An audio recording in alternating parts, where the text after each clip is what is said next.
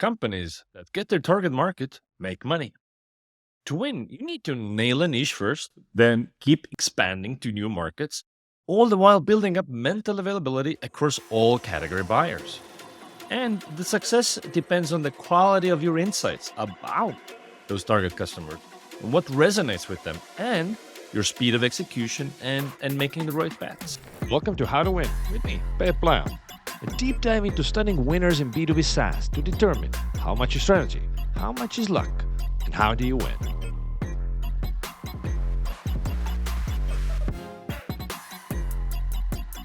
All of this relies on fast target market feedback loops, strong intel. Your target market needs to be a primary input on how you run your strategy. Really, you shouldn't do marketing until your team knows the top 3 big problems of your ICPs. What are the symptoms the target customer is feeling because of those pains? What's the value of solving those problems? What triggers them to seek out solutions like yours? What channels ICPs use to learn more about your category of tools? Who in the company owns the budget for it? And what the bias process is generally like? This is not expensive. It doesn't take much time to figure out yet.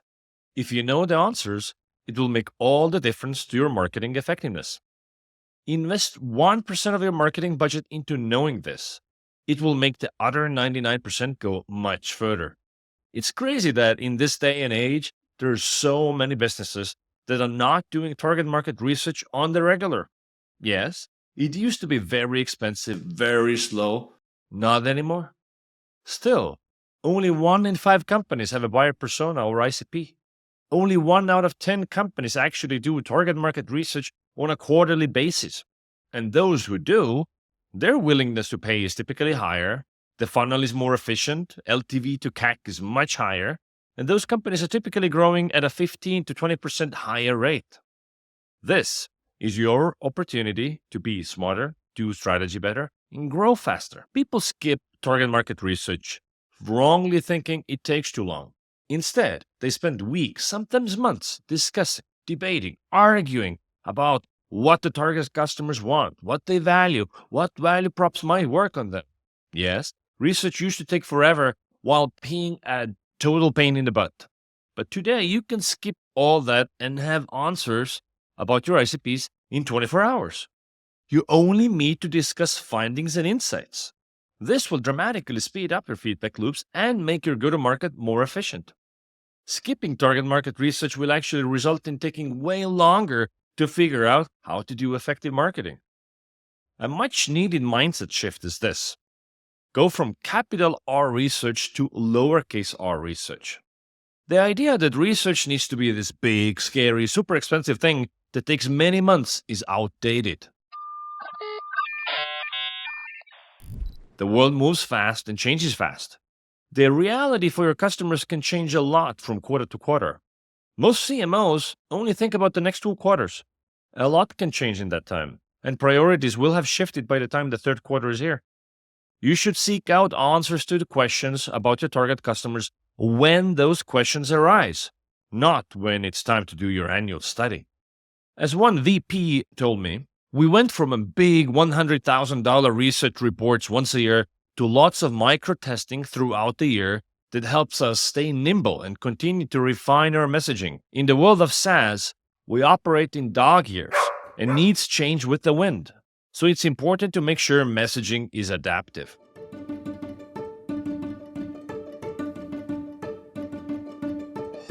It's not just that your messaging needs to adapt. It's your whole go-to-market decisions, who, where, what, how much, etc., that need to evolve with the times. The quality of your decisions comes from the quality of your information. Instead of once a year, big, expensive research, do lots of lowercase r research throughout the year. Get fast insights or move on. Even if companies are large enough to have an internal insights or research team, marketers often bypass them. As one marketer told me, if I ask them a question, they take 4 to 8 weeks to find an answer. It makes sense. Ain't nobody got that kind of time. Ain't nobody got time for that. If the goal is to deliver something by a given date, then target market research is too often skipped. I get it. Faster companies win more. But Nothing worse than running enthusiastically in the wrong direction. This leads to checklist marketing. What you need to optimize for is the speed to aha moments. How fast are you able to generate customer and market insights? You should be able to answer most questions within a day or two. Don't settle for less. If you have your website redesigned and then you think, oh man, well, we already built this, so we're going to launch this because otherwise, we're going to just delay the process. No, that's silly. But how do you get more budget for insights and research? Rule number 1, don't ask for more budget for research. Nobody cares about research. There's no demand for research you can harvest. You need to create demand. Know what the top executives are worried about. What strategic issues is your CEO or VP thinking about every day? Those are the elephant problems. If you want research funding for your mouse problems, you won't get it. Show the executives where the gaps are. What is it that we don't know? The demand for research comes from the realization that we have an important problem worth solving. Tie insights to revenue. If we were to know this, what's our hypothesis on the value of this? Every time there's a win in the organization because research data pointed us towards something, document it. Be ready to pull up all the examples as firepower to make your case that this has worked before. The foundation of marketing is mental availability. People don't know what they don't know about, nor can they buy what they can't find. Easy to mind, easy to find. So you want to be running ads, producing and distributing content with an effective message. You need to get in front of your target buyers at a consistent basis while being compelling and consistent with your messaging. As Andrew Davies, the CMO of Paddle, said, invest in brand or pay more in CAC forever and ever and ever. Yeah, 100%. I like to say that you either invest in brand or you pay the price in customer acquisition cost for every quarter from now to the future. So 100%, it's really interesting that sometimes, when you're talking to sales leaders, you'll often get this, why are you spending on that versus something that's going to generate pipeline in quarter? But I know all the best sales leaders I've worked with, they want to be listed on Gartner and Forrester. They want to be out there with a brand that's known and understood. They want to have a community of practitioners that love speaking with each other and chatting with peers. They want everyone in the company to be connected to their target market so they can help. And so, yeah, I think it's just about taking a step back and making sure, as marketers, we operate on 2 time frames. It's this quarter. How do we make sure our company can win right now? And it's sometime in the future. And because that sometime in the future is not quantified, sometimes we don't invest in it. But it's vital to make sure in every day that we're working and every week that we're working, we're spending some time on this quarter and some time on now and in the future. Building high mental availability requires repeated exposure to your brand, media, messaging, so that we can strengthen the buyer's mental structures over time. But if the messaging they come across does not resonate, it's all for nothing. And messaging is not binary, of course, bad or good. It's a continuum. There are levels of how good it can be. The better the messaging, the more it resonates, the more it will get stuck in their mind with repeated exposure. Yes, you need a great product, but it's no longer enough. You also need to win on things beyond the product, your narrative, positioning, messaging, and point of view. Positioning is an internal exercise that defines which ICPs you serve, what use cases are you solving, and so on. Positioning is kind of like picking one thing to be famous for, and that thing also determines who cares about that. If your positioning is done well, it's not likely to change frequently. Another key thing is that positioning is an internal strategy exercise. Once the positioning makes it to your website, it's messaging. Messaging, on the other hand, should be tested and optimized often. Your messaging should evolve with your customers, reflect the realities they are in, and take into account the changing competitive landscape. Imagine if you would remove all words from your website. What would that do to your conversion rate? Yeah, it would sink to 0%. Words are the most important part of a website. Yet, most companies over-index optimizing the look and feel of their site and grossly underinvest in messaging. The only purpose of design is to help communicate the message. Invest accordingly. If the message is wrong, the channels don't matter. Winners invest heavily in message testing and ICP research first. The rest just go straight into spending more or trying more channels. Effective messaging requires curation. What's the one thing you want the target customers to know about you? The more ideas you want to communicate, the fewer people remember any of them. Hunter studied this in the context of ads and concluded that the more messages an ad attempts to convey, the lower the likelihood of a single message being communicated. Your key pages, homepage and top landing pages, ideally communicate just a single big idea, and the rest is details. Throw too many ideas their way, and it will result in shrugs. I'm here to tell you right now, we don't care. Let me tell you. We don't care. This is especially important if you're in a saturated category, and folks want to understand how are these guys different? What's your one big idea?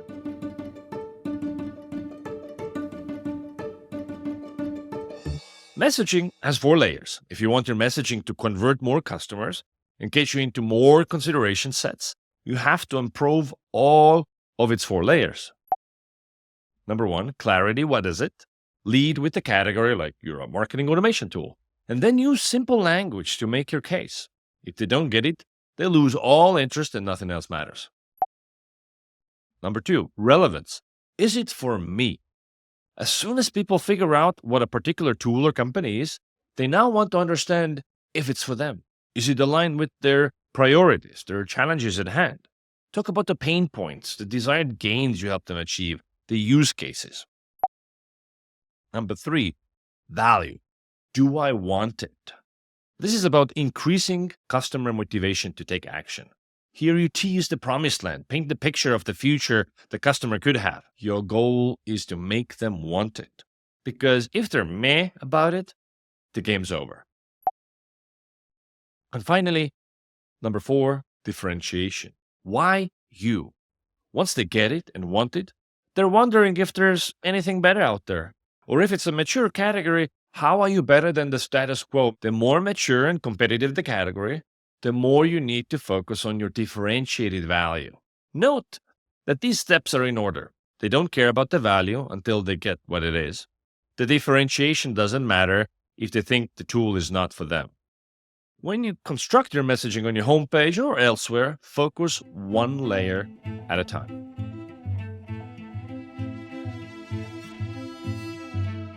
One of the key benefits that message testing does is that you will learn what the prospects don't get. They read your whole pitch and they still have questions. That's a problem. Why? It's mostly due to a lack of understanding, but usually not a lack of information. IDC reports that up to 50% of B2B purchases are not completed due to insufficient information. Gartner says that 89% of customers report encountering high-quality information during the repurchase process, but they lack the confidence in their ability to make a good buying decision.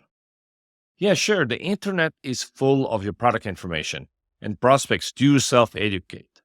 But it doesn't matter if you have, 457 reviews on G2, average buyers read only 10 anyway. The buyers either lack the context for how to decide, and most buyers are not category connoisseurs, or your value is vague. The key emotion here is fear. What if it doesn't deliver? What if it's hard? What if it's a waste of money? What if there's something better out there? And this lingers even after making the purchase. Research by CEB shows that such second guessing occurs in more than 40% of B2B purchases. What people look for in a vendor is certainty of success. If they could be certain that the vendor delivers on the points they need, there would be no hesitation. Usually, the web copy and sales pitch focus too much on the features and not enough on market insights, which is like context for how to choose. Not enough on customer value and why it matters to their business, and not enough on how the product fits into their existing workflow. But still, the most important part of your messaging is communicating value. The point is to make people want it. Prioritizing and emphasizing attributes that customers care about make your messaging effective, especially if it results in meaningful relative differentiation from the competition. So the key move here is identifying what your target customers find valuable and relevant enough to justify buying from you. Yes, it used to be pretty tricky and time-consuming to figure it out, but Wynter makes it so easy now to tap into your target market to determine what they really care about. So messaging is about ideas. What are the key things we want the target customer to remember about us? But once those ideas get communicated to the target audience on our website, emails, ads, whatever, this is copywriting. And copy is often where great messaging goes to die. Senior leadership, like the CEO, product marketing leaders, and all these folks are involved working on the messaging. It's strategic, it's very important.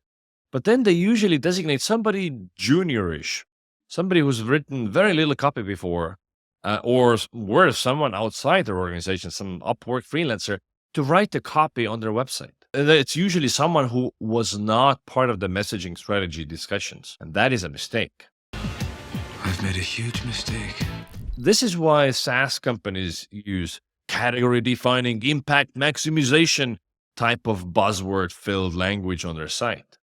It's not because their CEO or product marketing leadership are clueless. It's because mediocre copywriting renders even the best messaging strategy semi-useless. It was a fun exercise, but it will have little to no effect on your go-to-market efforts. Copywriting is much harder than messaging. What makes copy good? The copy is good when your ICP, the intended recipient for your message, will find it clear, relevant, differentiated, and compelling. So you got to optimize and iterate until you're there. And you also have to remember that your website is not Wikipedia. The point is not to just convey information, but to make them want it. And nobody gets their copyright with the first draft. Nobody. Even if you nailed the messaging, getting the copyright takes iterations. But what do you do when your team is not aligned with what your ICP or messaging should be? Most companies are in a situation where marketing wants to say one thing, sales another, and the CEO something else. This kind of lack of alignment around what our messaging or strategy in general should be comes from lack of unified data and insights. Most executives are rational actors and care about what works. They care about what the ICPs think, need, and want. They care about their company's messaging and they want it to hit home. If they would have data that the customers don't get it or don't understand it, don't value it, don't find it relevant, they would invest money in improving it. So the solution is ongoing ICP insights. If everyone would have access to the same information about what the ICPs are thinking about you and what are they thinking in general, everyone knows they should be talking to more target customers, but they don't. And why is that? It used to be a considerable pain to do it. And yes, it's scary to reach out to people. It's painful to follow up. And so the hassle can be too high of a cost for many. However, speeding up market feedback loops is a massive advantage.